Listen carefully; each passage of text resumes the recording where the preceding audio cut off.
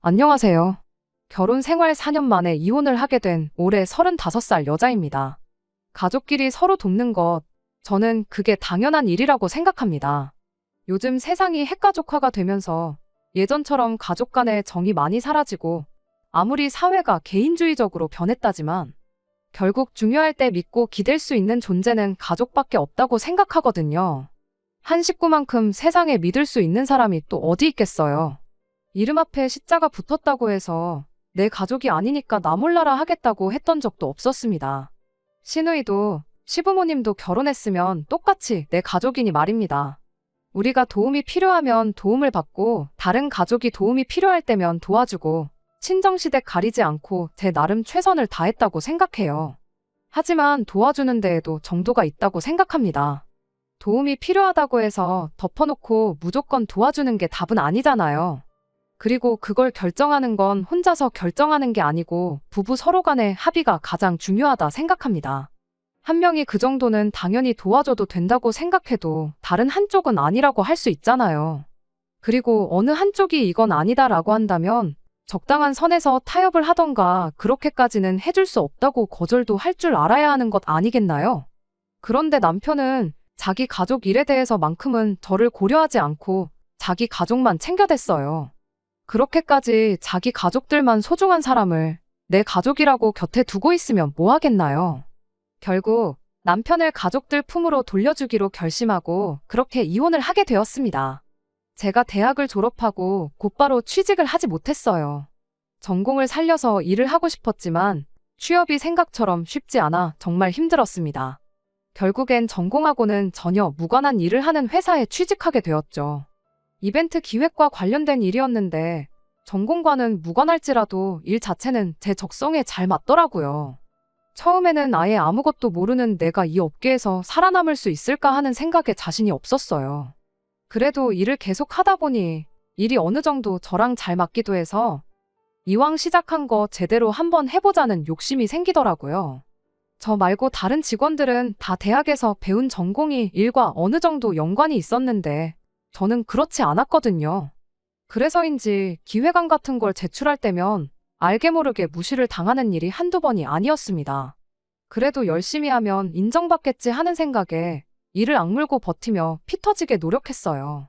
그리고 그렇게 회사 생활을 시작한 지 5년 차에 남들은 그보다 몇 년을 더 일해야 맡아볼까 말까 하다는 대형 브랜드의 신제품 론칭 행사 일을 맡게 되었습니다. 제 노력이 결실을 맺었던 거죠. 남편을 처음 만난 건 바로 그때였어요. 남편이 그 회사를 다니는 직원이었고 업무적으로 협업을 할 일이 많아 자연스럽게 자주 마주치게 되었죠. 내 능력을 증명할 수 있는 자리였던 만큼 그 어떤 실수도 생기지 않게 철저하게 준비를 하고 있었다 보니 그때까지 남편하고는 업무적인 연락 외에는 아무것도 주고받고 하지 않았습니다. 본격적으로 연락을 주고받게 된 건 행사를 성공적으로 마무리하고 난 뒤였죠. 남편이 말하길 저랑 가까워지고 싶었는데 도무지 빈틈을 보여주지 않아 애먹었다나요. 아무튼 그렇게 연락을 주고받기 시작하다가 저희는 연애를 시작하게 되었습니다. 대기업을 다닌다는 조건도 좋았지만 무엇보다 남편 자체가 배려심이 많고 사려 깊은 사람이었다는 게 좋았어요. 제가 일에 열중해 있느라 먼저 말도 못 붙이고 전전긍긍하고 있었던 것도 그렇고 실제로 연애하면서도 그런 느낌을 받았던 적이 한두 번이 아니었거든요. 그렇게 2년간의 연애 끝에 저희는 결혼을 하게 되었습니다. 이미 30 가까운 나이에 시작한 연애였다 보니 저는 어느 정도 결혼도 염두에 두고 있던 상황이었어요. 하지만 그게 행여나 저 혼자만의 생각일 수도 있었기에 연애하면서 남편 가족들을 따로 소개받거나 했던 적은 없었습니다. 시부모님을 처음 만난 것도 신우를 처음 만난 것도 전부 결혼 이야기가 나오고 나서예요. 신우는 결혼 허락을 받기 위해 시부모님을 만난 뒤 따로 자리를 만들어 처음 인사를 나누게 되었죠.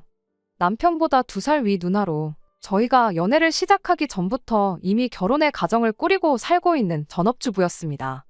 처음에는 그냥 오지랖이 넓은 그런 사람이구나 싶었어요. 우리 결혼 준비하는 걸 도와주겠다며 눈치도 없이 데이트하는 자리에 따라 나오고 그랬거든요. 그냥 애도 없는데 전업주부로 산다고 시간이 남아 돌아서 따분해 저러는 거구나 생각했었는데 도와주고 싶다는 그 마음 자체는 고마웠지만 결혼을 신우가 하는 것도 아니고 우리가 하는 건데 뭘 자꾸 도와주겠답시고 사사건건 껴드는 건지 싶은 마음이 더 컸습니다. 당시 남편은 누나가 친해지고 싶어서 저러는 거 아니겠냐며 최대한 좋게 좋게 신우의 오지랖을 포장해 주려고 했었어요. 신우가 따라 나오고 싶다면 싶다는 대로 자리에 데리고 나오고 그랬으니까요. 그런데 어느 순간부터 신우가 너무 노골적으로 자기 하고 싶은 대로 저희 결혼 준비를 좌지우지 하려는 건가 싶을 정도로 간섭을 하기 시작하더라고요.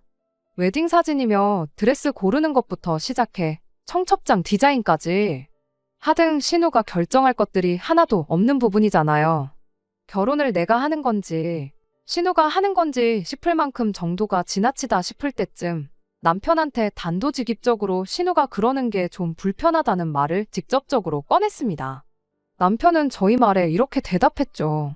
우리 가족들이 원래 이렇게 무슨 일이고 서로 도와주고 싶어 한다고요.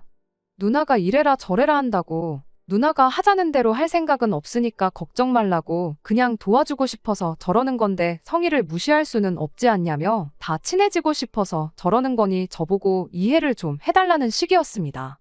뭐 저렇게까지 말하는데 제가 어쩔 도리가 있었겠나요.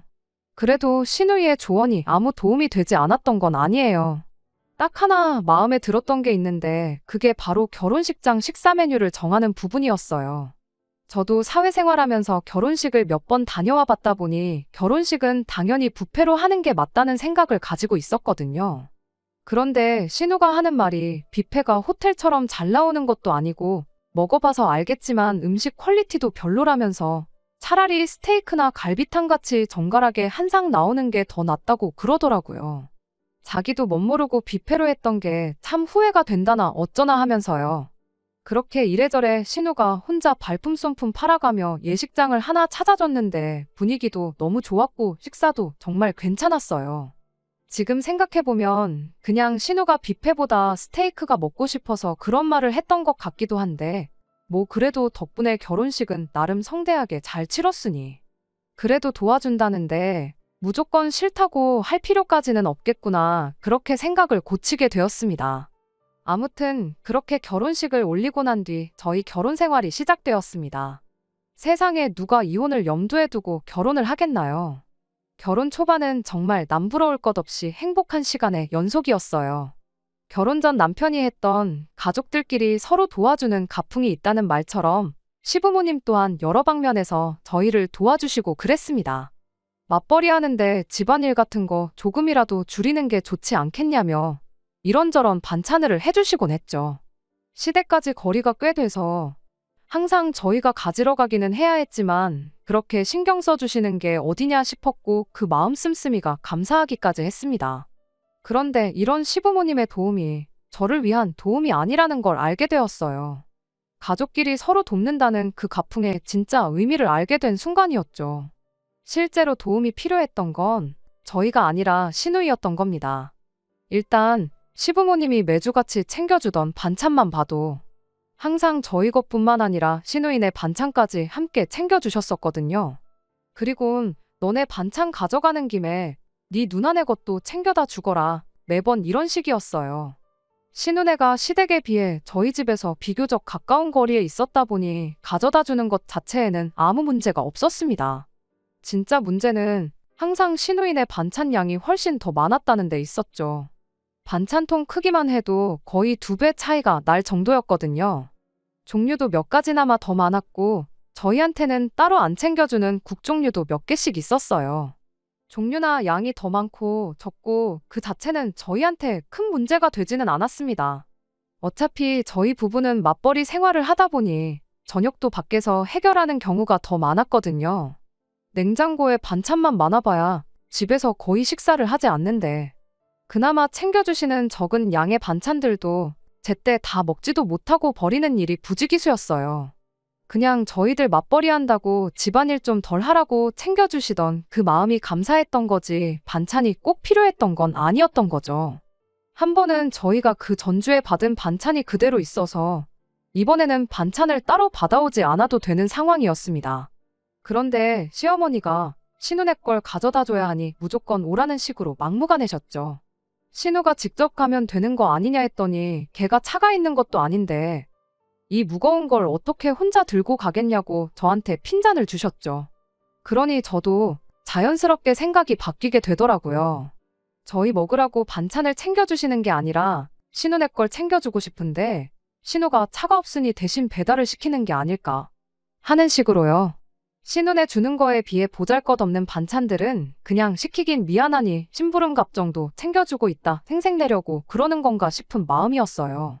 그건 그렇다 쳐도 더 이해할 수 없었던 건 신우이가 애가 있는 것도 아니고 그렇다고 저희처럼 맞벌이를 하는 것도 아닌데 왜 집 반찬을 항상 시어머니가 해주고 계시는 건가 하는 사실이었습니다. 단순히 요리를 못해서라고 한다고 하면 이해할 수 있겠지만 언제까지 시어머니한테 받아먹을 수도 없는 부분이고 신우도 전업주부 생활을 하기로 했으면 자기들 밥 정도는 자기가 알아서 챙겨야 한다는 생각이었거든요. 그래도 내가 너무 예민하게 받아들이고 있는 걸 수도 있겠다 싶어서 최대한 좋은 쪽으로 생각하려고 노력했습니다. 그런데 한 가지 사실을 알게 되면서 그 마음마저도 완전히 돌아서게 되었어요.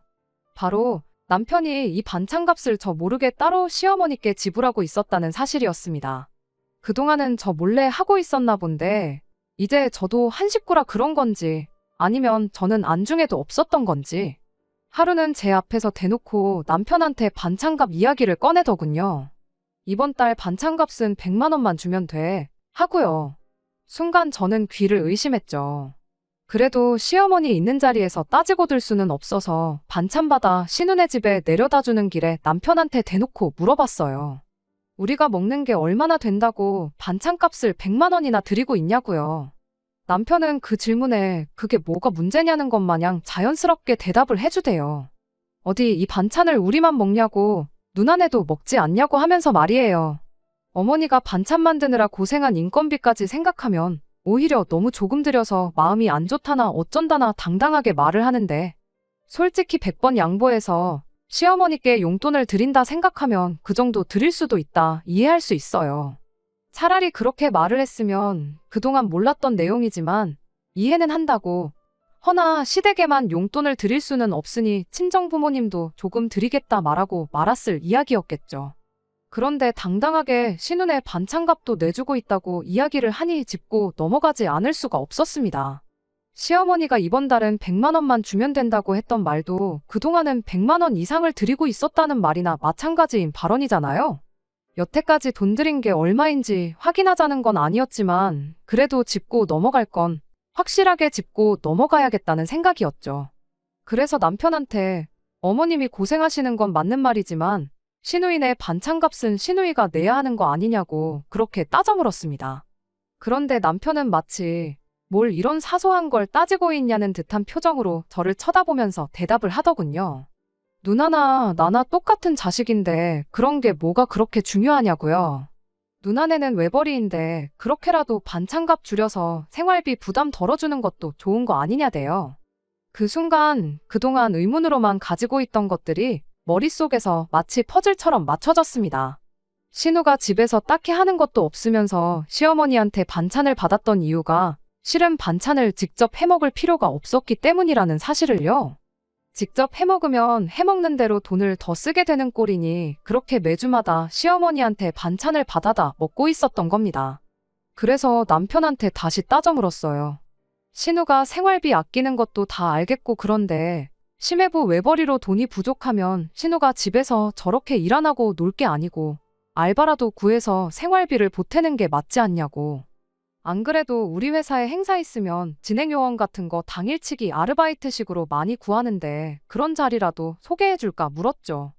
행여나 신우가 그 어디에도 취직하지 못할 만큼 능력이 없어서 직장을 못 구하는 거라면 가만히 서서 입장하는 인원수만 헤아리는 쉬운 자리라도 소개해주겠다고 일자리를 대신 알아봐주겠다고 돕기 위해 꺼낸 저의 말을 두고 가족끼리 서로 돕는 게 가풍이라던 인간이 정색을 하면서 주제넘게 오지랖 부리지 말라는 대답을 하대요.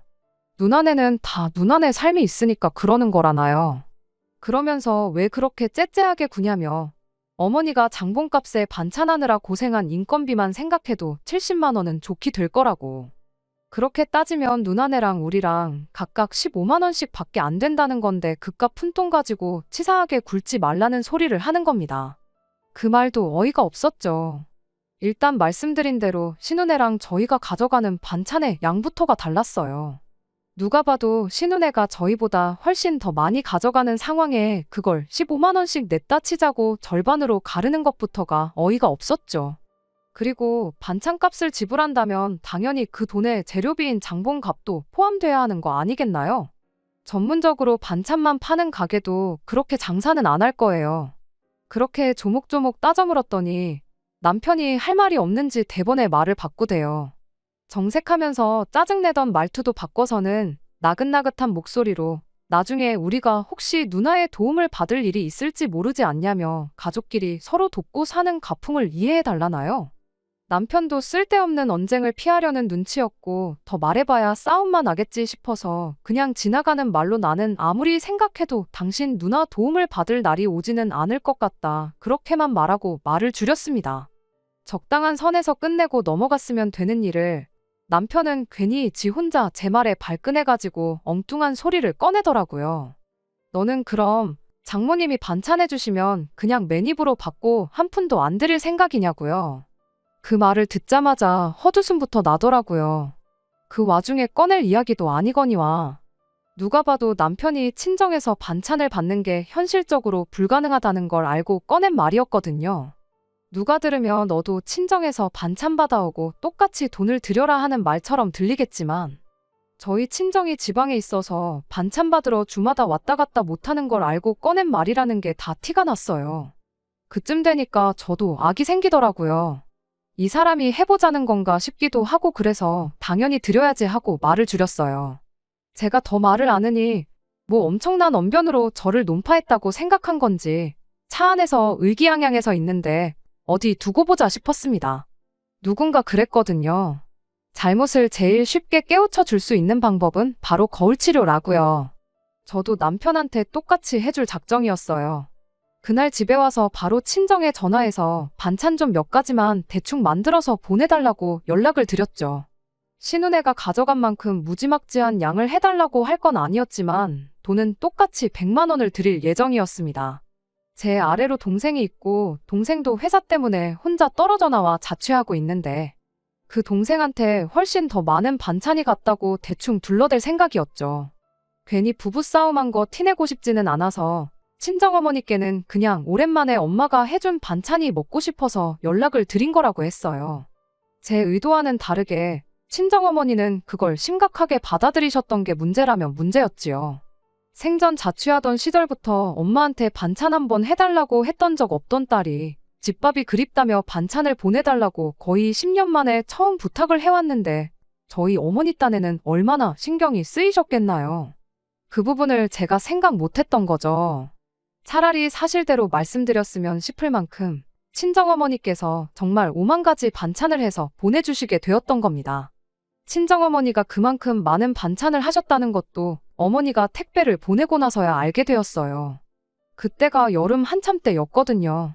아무리 냉장 포장을 꼼꼼하게 하셨다고 해도 거리가 있다 보니 운송 중에 시간이 꽤 걸리기도 하고 배달 중 차 안에서 음식끼리 흔들리고 서로 부딪혀서 상하는 경우도 많다고 하잖아요. 친정어머니가 우체국에 갔는데 당일 특급 서비스 같은 게 있는지 모르고 늦게 찾아가는 바람에 안 그래도 급하게 받아야 할 택배를 늦게 받게 되었던 거예요. 친정어머니는 이거 어떡하냐고 번거롭게 해서 미안하다고 저한테 전화를 주셨던 거고요. 저희가 맞벌이다 보니 한참 택배가 올 시간에 집에 아무도 없는 걸 아셔서 걱정이 돼서 전화를 주셨던 겁니다. 어찌어찌 택배가 일찍 도착한다 쳐도 택배가 집 앞에 도착할 시점에 못해도 반나절 정도 무더운 날씨에 그 반찬들이 밖에서 방치될 수도 있는 상황이 돼버린 거죠. 아무리 제가 남편에게 거울 치료를 해주겠다고 골려줄 생각에 부탁드린 반찬일지라 해도 어머니가 그렇게 고생하셔서 그 무거운 걸 혼자 포장까지 하고 택배까지 보내주셨는데 그걸 받자마자 못 먹게 만들 수는 없는 노릇이잖아요. 그러다 문득 남편이 저한테 했던 말이 떠올랐지요. 이렇게 베풀다 보면 언젠가 누나 도움을 받을 날이 있지 않겠냐고 했던 바로 그 말이요. 지금이 딱 그때구나 싶었어요. 신우야, 뭐 집에서 놀고 먹는 게 일인데 택배 하나 대신 받아주는 거야 어려운 일도 아니지 않겠나요? 지금까지 저 몰래 내 남편 돈으로 반찬들을 편하게 받아 먹었는데 그 정도 부탁은 부탁축에도 못 낀다고 생각했죠. 그래서 남편한테, 신우한테 연락해서 내일 정오쯤에 우리 집에 와서 친정에서 보내준 택배 좀 받아달라고 부탁해 달라고 말했어요. 그런데 남편이 또 저한테 정색을 하면서 우리 누나가 무슨 네 심부름꾼이라도 되는 줄 아냐며 짜증을 내는 겁니다. 이 말을 듣는 순간 진짜 어이가 없어서 웃음조차 나오지가 않더라고요. 남편한테 제가 바로 따져 물었죠. 가족끼리 서로 돕는 거라고 하지 않았냐고요. 언젠가 신우 도움을 받을 일이 있을 수도 있으니 그렇게 베푸는 걸 아까워하지 말라고 하지 않았느냐고 따졌죠. 지금이 내가 신우 도움이 필요한 그때라고 헛소리 말고 당장 전화해서 부탁하라고 그렇게 이야기를 했는데 남편이 그건 도움이 아니잖아 하면서 제 말을 딱 잘라버리대요. 가족끼리 서로 돕는다고 했던 건 맞지만 그건 돕는다고 볼 수 없는 일이래요. 그러면서 말도 안 되는 소리를 얘라고 들더군요. 내가 처제, 그러니까 제 동생을 우리 집에 불러다가 청소 빨래나 설거지 같은 거 시키면 네 기분은 좋겠냐고요. 제가 신우한테 부탁하려는 게 그런 거랑 마찬가지랍니다. 그런 사소한 걸 시켰다가 누나 기분이라도 상하면 어쩌려고 그러냐는 거죠. 정말 기가 막히고 코가 막혀서 채 타고 혀를 찰 수도 없었습니다. 그럼 당신이 신우네 반찬값 100만 원씩 내주는 건 도와주는 거고 택배 좀 받아달라는 건 심부름이냐고. 도움이라는 게 사소한 일이나 큰 일이나 마찬가지인 거지. 돈 얼마 썼다고 생색낼 수 있어야 큰 도움이고 별거 아닌 도움은 심부름이라고 말하고 싶은 거냐고 한마디 따졌죠. 하지만 남편은 끝까지 그건 해주는 사람의 기분에 따라 다른 거라며 절대로 안 될 일이다 단호하게 나왔어요. 끝내 신우한테는 물어보는 신용조차 하지 않더군요. 그럼 저도 이제 더 이상 참고만 있지는 말아야겠다는 생각이 들었습니다. 네가 이렇게 나온다면 나도 똑같이 치사하게 나가야겠다는 생각뿐이었죠. 택배도 제가 직접 받기로 했어요. 회사에는 사정을 설명하고 조금 일은 퇴근을 했죠.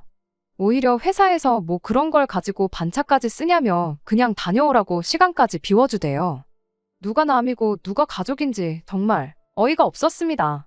그래도 할 일은 마치고 가야 했다 보니 제가 집에 도착했을 때 이미 택배는 도착해 있었어요. 다행히 냉장 포장을 워낙 꼼꼼하게 해주셔서 반찬들에는 아무 문제도 없었고 오랜만에 엄마 손맛도 느낄 수 있었네요. 그 와중에도 친정어머니는 이런 상황도 모르고 사위 입맛에도 맞게 만들어준다고 달달 짭조름하게 평소 하던 대로 해주셔도 되는 반찬들 몇 가지를 죄다 고추장 넣고 빨갛게 해다 주셨더라고요. 그걸 보니 참 오만 가지 생각이 다 들었습니다. 멀리 떨어져 사는 친정 부모님은 이토록 남편까지 신경 써주시는데 3, 40분 거리에 모여 사는 시자들은 지들만 챙기지 나는 안중에도 없구나 하는 생각이요. 하지만 안 좋은 생각을 계속해서 뭐 하겠어요. 이런 사소한 일로 서운하다고 싸우고 그러는 게 제 인생에 있어서 무슨 소용이나 있겠나 싶었죠. 이미 2년 가까운 세월을 나 모르게 시어머니 용돈에 신우 반찬값까지 퍼주고 있었다는 사실만 두고 봐도 이미 남편이 먼저 부부간의 신뢰를 저버린 거나 마찬가지인 상황인데 이때 끝장을 봤어야 했던 걸 그냥 좋게 좋게 시어머니 용돈 드린 걸로 치자. 그리고 시어머니가 그 용돈으로 당신 안 쓰고 외벌이하는 딸을 챙겨주신 거라 생각하자고 그렇게 쉽게 넘어갔던 게 저희 불찰이었습니다. 친정집에 대한 이중적인 태도를 보인 것, 몰래 시댁에 돈 퍼주는 것만 해도 이미 충분히 부부간의 신뢰를 저버리고 이혼 사유가 된다는 걸 알았음에도 네 돈으로 네 가족 챙기는데 내가 뭔 상관이냐 넘어가고 나도 그냥 이제부터 내 가족이나 챙기련다 하고 똑같이 나온 게 문제였지요. 그날 이후로부턴 남편이 생활비만 제대로 가져다주면 신우 반찬값을 내주던 신우네 외식을 시켜주던 신경을 끄고 살아버렸거든요.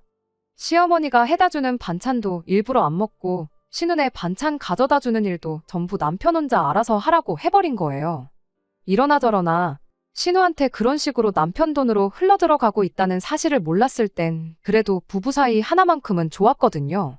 그냥 여태 했던 것처럼 모르는 척 둘이서만 사이라도 좋게 지내면 문제없다 그런 생각이었는데 왜 그때는 그런 생각을 안 했는지 모르겠어요. 나 모르게 남편이 신우한테 반찬값이라고 퍼주는 것, 그것 말고도 다른 게 있을 수도 있다는 의심을 말입니다. 그때 철저하게 샅샅이 뒤져서 아예 그런 걸 차단했어야 했는데 너무 안일하게 그게 끝이라고 혼자 지레짐작하고 넘겼던 게 문제였어요. 왜냐하면 진짜였거든요. 바로 남편이 반찬값은 물론이고 신우의 용돈까지 챙겨주고 있었던 거예요.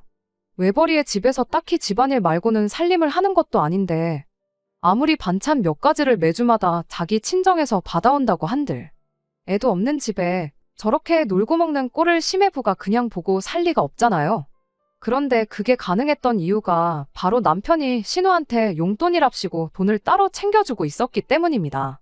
생활비 외에는 지출을 거기서 해결해버리니 심해부도 신우가 일을 하면 좋기야 하겠지만 딱히 강제로 일을 시킬 수도 없는 노릇이었던 거죠.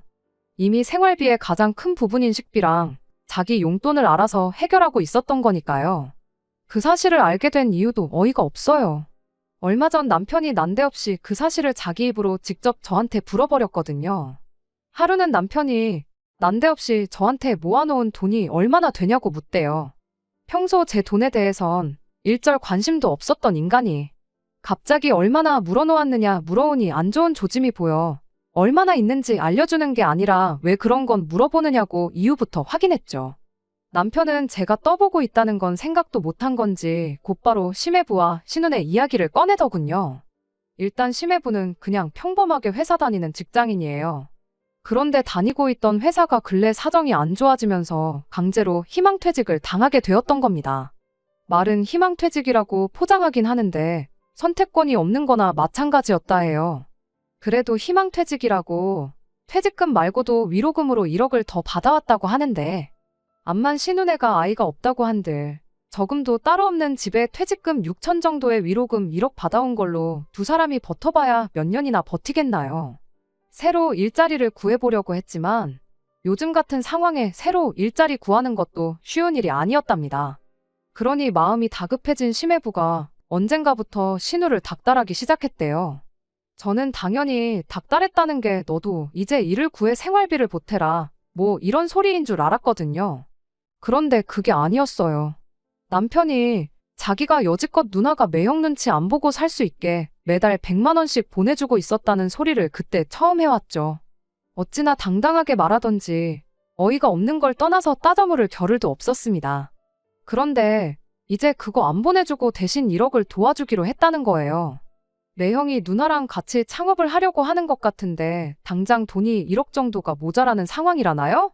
그러니까 심해부가 신우한테 말하길 그 100만 원씩 받는 거 그거 받아와 봐야 네 쓰고 싶은데 쓰지 않냐고. 그러니까 그건 이제 그만 받고 안 받는 대신에 한 1억 정도를 한 번에 받아오라고 했다는 거예요. 어이가 없었죠.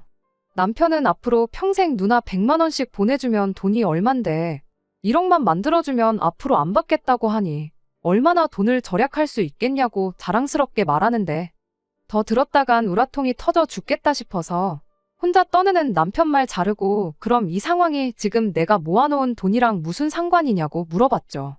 그랬더니 또 당당하게 한마디 하대요. 자기가 엄마 주고 누나 주고 우리 생활비 주고 자기 쓸 돈 쓰면 남는 돈이 얼마나 되겠냐며. 모아놓은 돈이 없으니까 제 돈으로 신혼에 가게 차리는데 돈을 보태고 싶다는 소리를 하는 겁니다. 어이가 없었죠. 아니, 어이가 없었다기보단 진짜 이러다가 우라통이 터져버리겠다 싶었어요. 내가 미쳤냐고. 내 통장에 1억이 아니라 100억이 있어도 당신 누나네한테 단돈 1,000원 한 장도 내줄 생각 없으니 꿈깨라고 그냥 그 자리에서 단호하게 말했습니다. 그랬더니 저보고 너무한 거 아니냐는 소리를 하더라고요. 어떻게 한 가족이 되어서 누나가 저렇게 어려워하는데 모른 척을 할 수 있냐고요. 모른 척은 웃기는 소리 하지 말라고. 애초에 네가 니네 엄마한테 가져다 준 돈이랑 나 모르게 또 니네 누나한테 퍼준 돈만 단순히 계산해도 4년 동안 1억은 좋게 넘을 텐데. 지금 1억을 내주면 앞으로 줄 돈이 없어지니까 돈을 아낀다는 소리를 할 수가 있냐고. 그게 제정신으로 하는 소리냐고 그렇게 따졌죠. 그랬더니 그때는 그때대로 누나가 힘들었으니 도와줬던 거 아니겠냐고. 게다가 엄마한테 준 돈이랑 누나한테 준 돈은 엄연히 다른 돈인데 왜 그것까지 한 번에 합쳐서 계산하냐고. 저보고 계산 방식이 참 웃기다고 되려 큰 소리를 뻥뻥 치는 거 아니겠어요? 그러더니 또 우리 집 가풍이 어떤지 잘 알고 있지 않냐고. 나는 어릴 때부터 가족끼리 서로 챙겨주는 게 당연하다고 배워왔다며 지금 당장만 생각하지 말라고 저한테 충고하듯 한마디 하는 겁니다. 나중에 우리가 똑같이 힘든 상황이 오면 이 세상 누가 선뜻 나서서 도와주겠냐고요. 힘들 때 기댈 수 있는 건 이 세상에 가족밖에 없는 거 알지 않냐며 또다시 가족 타령을 하고 있는 겁니다. 아니, 가족끼리 끈끈한 거 내가 몰라서 이러냐고. 나는 니네 가족 때문에 힘들면 힘들었지. 뭐 하나 도움받은 적 한 번 없다고 한마디 해줬습니다. 가족 핑계로 한쪽만 일방적으로 희생하라고 하지 말라고. 챙기고 싶으면 네가 네 돈으로 챙기라고 가족끼리 서로 돕는다는 그 말도 이젠 우습지도 않다고 했어요. 너한테 가족이란 이름 앞에 시자 붙어있는 네 가족뿐이지 않냐 한마디 했습니다. 그렇게 한참 따지는데 답답해하고 있는 남편 꼴을 보자니 이걸 설명하고 있는 제 자신도 우습고, 저렇게 강하게 나오는 걸로 봐선 제가 끝까지 싫다고 할 경우 어디 빚이라도 내서 기어코 누나를 도와주겠구나 싶더라고요. 그래서 그냥 제가 포기하기로 했어요. 당장 돈이 없으면 내가 돈 마련할 방법 알려주겠다고. 나랑 이혼해서 재산 분할 받아가라고 한마디 해줬죠. 나는 이제 니네 가족 안 할 테니까 그 돈 받아다가 누나를 챙기든 엄마를 챙기든 둘 다 챙기든 네 좋을 대로 하라고요. 어차피 진짜 이혼하려고 꺼낸 말이었고 남편이 제 말을 듣고 잘못을 깨달아 사과해온다고 한들 받아줄 생각도 없었습니다. 그런데 이 가족에 미친 인간이 기어이 진짜 그 방법밖에 없겠냐면서 하는 수 없이 이혼을 해야겠다는 식으로 나오더라고요. 너랑 나는 뭐 서류 한 장으로 가족이 된 거고 서류 한 장으로 다시 남이 될 수 있는 사이지만 피가 섞인 가족은 무슨 수를 써도 남이 될 수는 없는 거 아니지 않겠느냐면서 말이죠. 그러더니 대신 재산 분할은 정확히 절반 나눠서 가져가는 걸로 하자는 겁니다. 내가 미쳤냐고. 여태 네가 니네 가족 퍼준 건 생각도 안 하고 내 돈까지 합쳐서 절반을 가져갈 생각을 하느냐고. 염치 좀 있어봐라 했죠. 어차피 결혼할 때 반반 가지고 했으니 결혼할 때 가져온 만큼만 딱 잘라서 가져가라 그렇게 한마디 해줬습니다. 그런데 기어이 남편은 그렇게는 안 되겠다고. 내 돈까지 합쳐 절반 재산 분할을 받는 게 이치에 맞다며 소송 준비를 하기 시작했어요. 어디 한번 할 테면 해봐라 였습니다. 저는 소송에서 질 자신이 없었거든요. 그리고 역시나 남편이 시어머니와 신우한테 돈을 주기적으로 보내고 있던 기록이 고스란히 남아있어 재산 형성에 기여도가 전혀 없었다는 걸 인정받아 남편이 원하는 대로 재산 분할을 절반씩 나누는 일은 없었네요. 기어이 진흙탕 싸움 끝장을 보자고 먼저 나온 건 남편인데 제가 거기서 남편 사정을 더 봐줄 필요가 뭐가 있었겠어요? 그 길로 저는 바로 위자료 청구 소송에 들어갔고 유책 배우자였던 남편에게서 2천만 원의 위자료를 받아낼 수 있었습니다. 이왕 개싸움이 돼버린 김에 시어머니랑 신우한테도 위자료 청구를 하려고 했는데 안타깝게도 시어머니한테 들어간 돈은 제가 인정하고 넘어간 부분이기도 했고 신우이 또한 남편이 자발적으로 돈을 보낸 거지 신우가 직간접적으로 돈을 요구했다는 증거가 없어 변호사님이 그렇겐 힘들 거다 하길래 그건 포기했네요. 그래도 남편이 원하던 대로 재산 분할 안 해주고 위자료에 소송비까지 다 물린 게 어디냐 싶어 그냥 거기서 만족하기로 했습니다. 그렇게 남편과는 완전한 남남이 되어버렸죠. 그 후로 남편은 저한테 위자료 내주고 나머지 분할받은 그 돈으로 결국 신우네 가게 차려주는데 돈을 보태줬던가 봐요. 대신 오갈 곳 없어진 남편은 신우네 들어가서 살기로 했다던데 얼마 전 시어머니한테서 연락을 한 통 받게 되었어요. 대번에 저한테 대놓고 묻대요. 혹시 지난 날은 다 잊고 남편하고 재결합을 할 생각은 없느냐고요. 솔직히 저는 그럴 생각이 눈꼽만치도 없었지만 갑자기 저렇게 나오는 이유가 뭔가 궁금하긴 하더라고요. 그래서 약간 여지를 주는 척하고 무슨 일이 있느냐 물어봤어요. 저는 신우네가 창업하면 당연히 얼마 못 버티고 망할 줄 알았는데 어떻게 심해부가 수완이 좋아 장사가 생각보다 더 빠르게 자리를 잡았나 보더라고요. 그런데 문제는 이제 먹고 살 걱정이 없어지니까 방 한 칸 차지하고 살고 있는 남편이 불편해졌던가 봐요. 얼마 전에 둘이 이제 아이를 갖고 완전한 가정을 이루고 싶은데 그러려면 남편이 방해가 된다고 나가달라는 말을 해왔대요. 가족이라면 끔찍히 생각하는 남편이었다 보니 또 그 와중에 돈은 돈대로 퍼주고 누나가 원하는 대로 짐 싸들고 시댁을로 들어갔는가 봐요. 그런데 시어머니도 막상 장가 보냈다가 이혼당해 집으로 돌아온 아들이 반갑지만은 않았던 거죠. 저한테 연락한 이유도 그 때문이었어요. 다시 품에 끼고 살자니 번거로워서 저한테 다시 데려가 달라고 연락을 해온 거였던 겁니다. 자초지종을 듣자마자 어머님한테 한마디 했죠. 제가 미쳤냐고, 어서 애물단지를 이혼한 며느리한테 다시 떠넘기려고 하느냐고요. 괜히 그거 받아줬다가 또 지네 집구석지 가족들한테 퍼주고 사는 꼴을 또 보고 살라는 거냐고. 힘들 때 서로 돕는다던 그 가풍은 어디 걔한테 줘버린 거냐 따져 물었죠. 다시 합칠 생각이 개똥만큼이나마 있었다면 애초에 처음부터 이혼을 안 했을 거 아니겠냐고요. 이혼당해도 자기 챙겨줄 가족이 있으니 그거 믿고 이혼한 거 같은데 엄마고 누나고 이렇게 나오면 아들 동생 마음이 어떻겠냐고.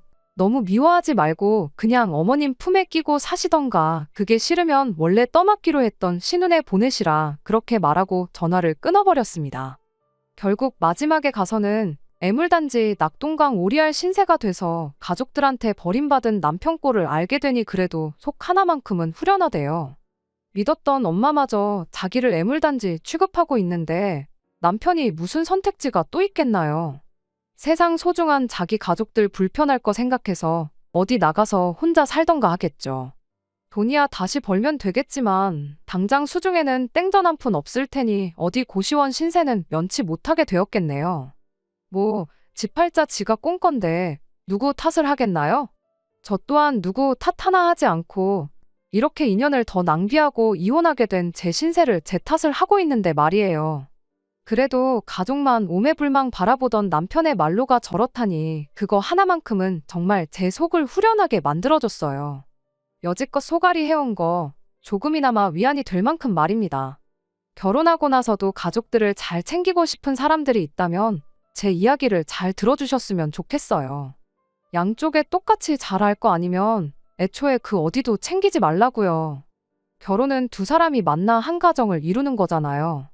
물론 부모 형제가 남이 되는 건 아니지만 진짜 지켜야 할 건 새로 이룬 내 가정이라는 사실을 염두에 줬으면 좋겠습니다. 진정 가족을 위하는 사람이라면 내 가정부터 지킬 줄 아는 사람이 되었으면 해요. 그럼 저는 여기까지만 하고 저희 사연을 줄이도록 하겠습니다.